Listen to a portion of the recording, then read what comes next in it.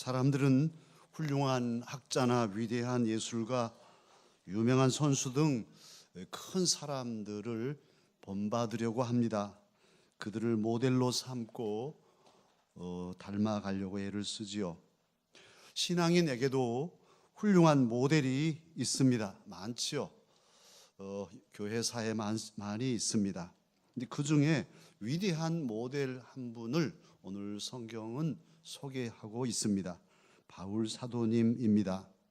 젊을 때에 예수님을 믿는 사람들을 잡아 죽이기까지 하는 데에 가담한 핍박자, 포행자였지만 그가 다메섹 도상에서 예수님의 말씀을 듣고 예수님을 말씀으로 만나고 전 삶이 변화가 되어서 예수님의 복음을 전하는 자로 자기 삶을 드렸습니다. 그가 새 안식일에 데살로니가에 가서 회당에서 복음을 전했는데요. 그때 그 짧은 기간에 헬라의 모든 귀부인들 또 헬라의 경건한 사람들이 예수님을 믿게 됐습니다. 그래서 오늘 본문 읽지는 않았는데요. 데살로니가 전서 1장 6절에 보면 이 데살로니가 성도들은 바울 사도님과 주님을 본받았다, 본받은 자가 되었다, 그렇게 증거하고 있고요. 그렇게 바울 사도님과 주님을 잘 본받아 살아서 믿음이 커지니까 이제 북부 마게도냐와 그리스 남부 아가야 지역의 모든 성도에게 본이 되었다, 이렇게 바울 사도님이 그렇게 칭찬하고 있습니다. 우리 주님께서는 이러한 모습, 데살로니가 교회 성도들처럼 저와 여러분도 이 종교개혁 500주년이 되는 이 주일에 바울 사도님을 본받아서 훌륭한 믿음의 사람들이 될 뿐 아니라 우리도 다른 많은 후손들에게, 믿음의 후배들에게 본이 되기를 원하고 원하십니다. 그러면 바울 사도님에게서 배울 수 있는 본받을 바는 무엇일까요?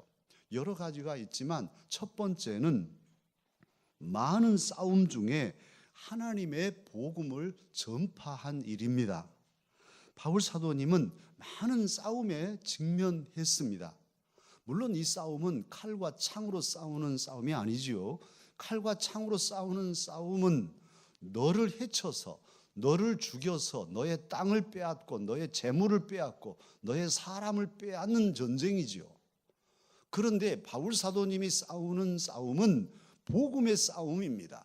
그것은 나를 죽여서, 내가 차라리 죽어서 너를 살리고 내가 가진 복음으로 너를 행복하게 해주는 이 싸움이 복음의 싸움입니다.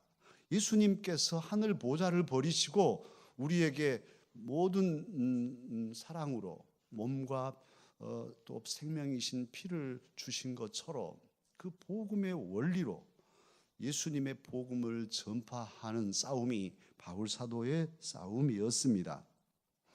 그런 싸움에 대해서 오늘 본문 2절에서 먼저 빌립보에서 고난과 능욕을 당했다고 말씀합니다. 빌립보는 유럽으로 가는 첫 번째 관문이고 아시아에서 유럽으로 넘어가는데 첫 성이 빌립보였는데요.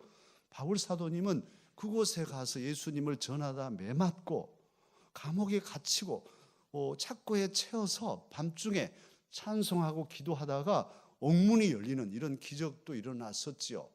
얼마나 아팠겠습니까? 온몸이 욱신거리는데도 참고 그 복음을 전파하는 싸움에서 밀리지 않았습니다. 그리고도 능욕을 당했다고 하는데요. 이 능욕이라는 말의 원어적인 의미가 무례함을 당했다. 그리고 말로 아주 비난하고 고통을 주었다. 그래서 수치스럽게 했다, 이런 의미예요. 요즘에는 인터넷 있어서 댓글로 사람들을 완전히 매장시키고 카톡으로 욕하고 그래가지고 그냥 예민한 사람들은 옥상에서 뛰어내리는 우리 학생들 더더욱 그런 일들이 있어요. 작은 일 같지만 능욕을 주는 것은 그건 하나님이 기뻐하시는 일이 아닙니다.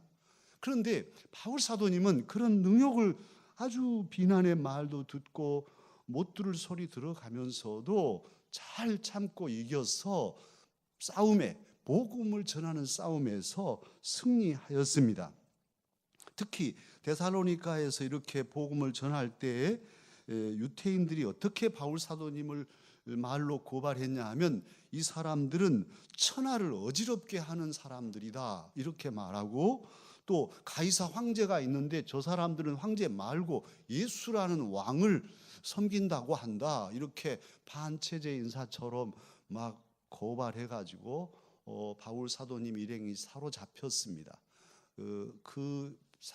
바울 사도에게 보석금을 내고 풀려나게 해서 밤에 데살로니가에 못 있고 베레아로 이제 피신하게 되는 그런 일들이 사도행전 17장에 기록되어 있습니다.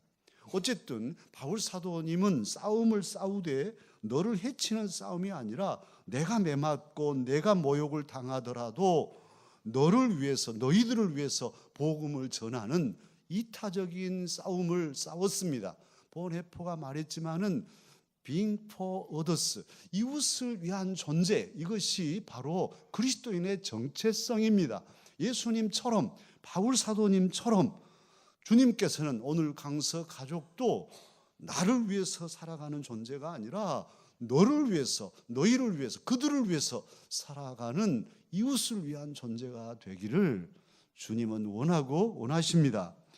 두 번째로 바울 사도님에게 배울 수 있는 점은요, 바울 사도님은 좀 전에 말한 대로 복음의 싸움을 싸우시되 어떻게 싸웠냐?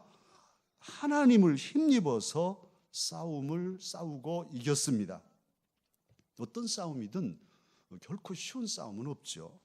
그러나 복음의 싸움은 더 어렵습니다. 차라리 칼과 창으로 싸우면 쉽게 결판이라도 나지만 복음의 싸움은 정말 어려운 거예요. 생각해 보세요. 한 사람도 아는 사람이 없고 다 자기들 신 믿고 사는 사람들 속에 들어가서 예수님을 믿어야 됩니다. 당신 믿는 건 다 가짜입니다. 예수 믿어야 천국 갑니다. 미쳤다고 하지 누가 듣겠어요?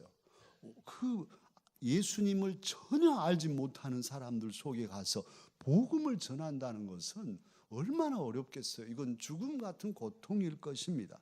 매맞고 쫓기고 배고픔을 당하고 감옥에 갇히고 심지어는 결국에는 순교하는 이런 일들을 겪으면서도 10년, 20년, 30년, 40년 자기 전 삶을 들여서 복음을 전한다는 건, 이 싸움은 지난한 싸움이죠. 그러기에 자칫 사람이 두려워지고 사람에게 타협할 수 있는데요, 바울 사도님 오늘 본문 2장 데살로니가 전서 2장 3절에서 뭐라고 하냐 하면, 복음을 권면할 때 바울 사도님은 간사함으로 하지 않고 부정으로 하지 않았다, 속임수로도 하지 않았다, 그런 말씀을 하고 있고, 5절에서는 아첨하는 말 하지 않았고 탐심의 탈을 쓰지 않았다 이렇게 말씀하고, 특히 6절에서는 사람의 영광을 구하지 않았다. 그냥 맨 복음으로 예수님 믿으면 죄 사함 받고 천국에 갑니다 하는 이 맨 복음을 가지고 정면으로 뚫고 가서 그 무서운, 그리고 그 아주 완고하고 단단한 우상의 문화 속에 복음을 가지고 뚫고 들어가 승리한 용사가 바로 바울 사도님입니다. 그러면 어떻게 그분은 그렇게도 담대할 수 있었을까? 우리 같으면 기가 죽어서라도 말도 못하고 그럴 텐데, 그 욱조인은 우상의 문화 속에서도 담대하게 예수님이 참 구원자시다고 메시아이시다고 전하였던 그 담대함이 어디서 왔을까? 오늘 본문 2절 하반절에 보면 그 비결이 나와 있습니다. 바울 사도님은 고난과 능욕이 있었지만 많은 싸움 중에서도 우리 하나님을 힘입어서 복음을 전파하고 싸움에 이겼다고 말씀합니다. 하나님께서 바울 사도님의 힘이 되어 주셨지요.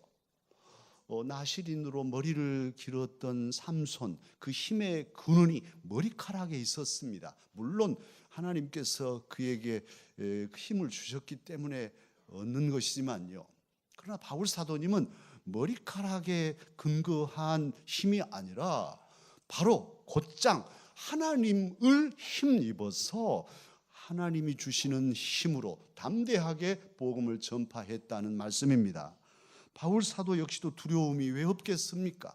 두려웠겠지요. 두려울 때면 하나님께 기도하고 하나님을 의지하였습니다. 바울 사도님 약해질 때는 하나님께 도움을 구하고 하나님이 주신 힘으로 일어서서 전진하였습니다. 복음을 전할 때 막막하고 답답하고 어디로 가야 할지 알지 못할 때 하나님께 간구하고 성령의 이끄심을 따라서 한 걸음 한 걸음 복음의 싸움을 싸워 승리하였습니다. 주님께서는 저와 여러분도 하나님을 힘입어서 승리하기를 원하고 원하십니다. 세 번째로 바울 사도님 우리의 모델이신데 배울 점이 있습니다. 바울 사도님은 하나님을 기쁘시게 하는데 전심전력하였습니다. 오늘 4절에 보면 복음의 사도로서 사명을 감당할 때 바울 사도님은 사람을 기쁘게 하려 하지 않았고 오직 마음을 감찰하시는, 마음을 살피시는 하나님을 기쁘시게 하려고 하였다고 증거하고 있습니다. 저와 여러분이 대부분 실패의 원인을 살펴보면 상당 부분 하나님보다 사람을 의식할 때, 그리고 하나님보다도 사람 눈에 더 들려고 할 때 실패합니다. 사람을 기쁘게 하려 하면은 하나님을 기쁘시게 하지 못하기 쉽습니다. 물론 사람을 기쁘게 하려고 하다가 하나님을 기쁘시게 할 수도 있지만 대부분 사람에게 집중하고 하나님 잊어버리면 하나님 기쁘시게 하는 일을 놓칠 수 있어요. 그러나 반대로 우리가 하나님을 기쁘시게 하려고 애를 쓰면 당연히 사람도 기쁘게 할 수 있습니다. 이것이 원리입니다. 우선순위가 하나님 사랑이 우선이에요. 그래서 그 사랑으로 사람을 사랑하는 것이죠. 근데 사람을 사랑해도 하나님을 사랑할 수 있지만 자칫 사람에게 집중하면 사람 사랑이 사람 사랑으로 끝나고 하나님은 잊어버릴 수가 있단 말이에요.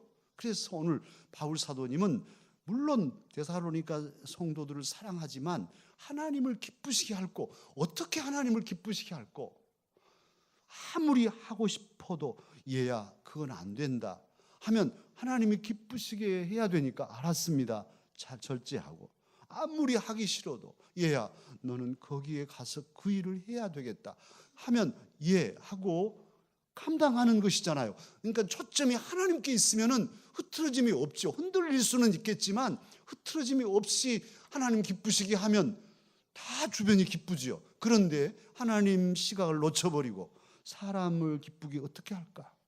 이렇게 하다 보면 이제 이리저리 흔들리다가 완전히 방향을 잃고 무너질 수 있습니다.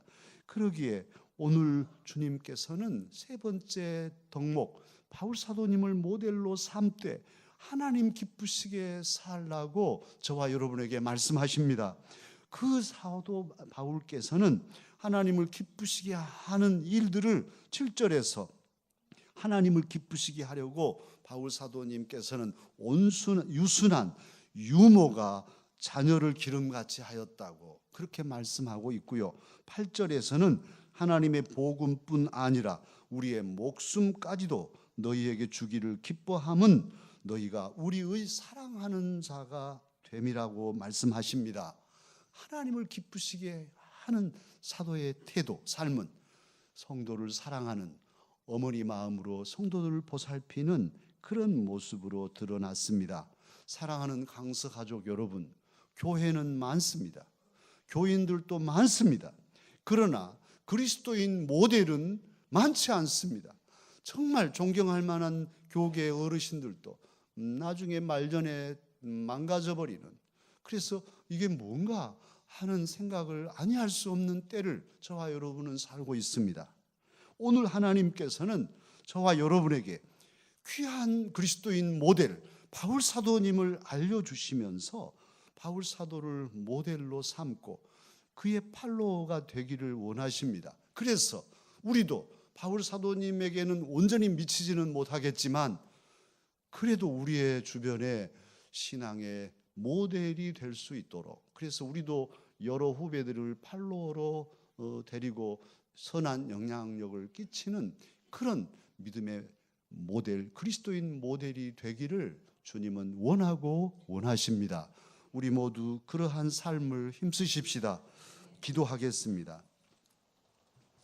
자비하신 아버지 하나님, 우리를 사랑하시고 오늘 귀한 종교개혁 500주년